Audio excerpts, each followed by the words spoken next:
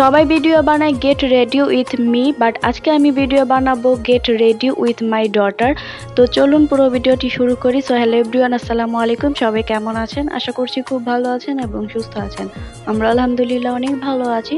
তো আজকে হচ্ছে বাহিরে একটু বের হওয়ার কথা ছিল, মানে একটু বাহিরে ঘোরাঘুরি করব, বাট যেই পরিমাণের বৃষ্টি হচ্ছিল বাহিরে বের হওয়া হবে কি হবে না সেটা নিয়ে কনফিউশন ছিলাম। প্রচুর বৃষ্টির পরে অবশেষে বিকালের দিকে একটু বৃষ্টি কমলো, আসলে সূর্যের মুখ দেখা গেল।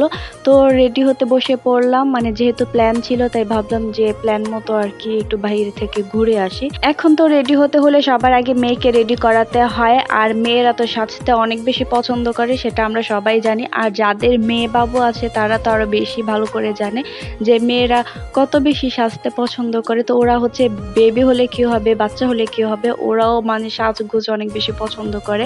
মানে কি দিয়ে সাজবে, কিভাবে সাজবে সেটা এখনই ওরা অনেক ভালো বুঝে। তা আমি আমার মেয়েকে সাজিয়ে দিচ্ছিলাম, ও আমাকে শিখিয়ে দিচ্ছিল যে এভাবে দাও, এখানে দাও, আরও হচ্ছে পিঙ্ক কালার দিবে, কোন কালার দিবে সেটাও আমাকে বলে দিচ্ছিল।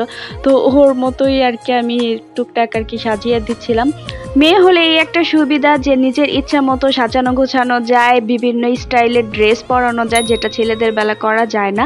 আর আমাদের সমাজে এই একটা জিনিস আছে যে মেয়েদেরকে মানুষ বেশি একটা পছন্দ করে না, যদি শুনে যে মেয়ে বাবু হবে তাহলে এই মনটা খারাপ করে রাখে, মানে তারা যখন বেবি হবে তখন চায় যে ছেলে বাচ্চা হোক। অথচ মেয়ে বাবু যে আল্লাহর কত বড় নিয়ামত সেটা যে বুঝবে সে অনেক বেশি খুশি হবে। তো আল্লাহ আমাকে প্রথম একটা মেয়ে সন্তান দিয়েছে, তার জন্য আলহামদুলিল্লাহ, আল্লাহর কাছে অনেক অনেক শুকরিয়া। কথা বলতে বলতে আমার মেয়ে রেডি হয়ে গেছে। আমার মেয়েকে কেমন লাগছে অবশ্যই কমেন্টস করে জানাবেন, আর অবশ্যই মাশাআল্লাহ বলতে ভুলবেন না। তো রেডি হয়ে আমরা কোথায় গেলাম, কি করলাম সেটা নেক্সট ভিডিওতে শেয়ার করব। আজকের ভিডিও এই পর্যন্তই, দেখা হবে নতুন ভিডিওতে। সবাই ভালো থাকবেন, সুস্থ থাকবেন, আল্লাহ হাফেজ।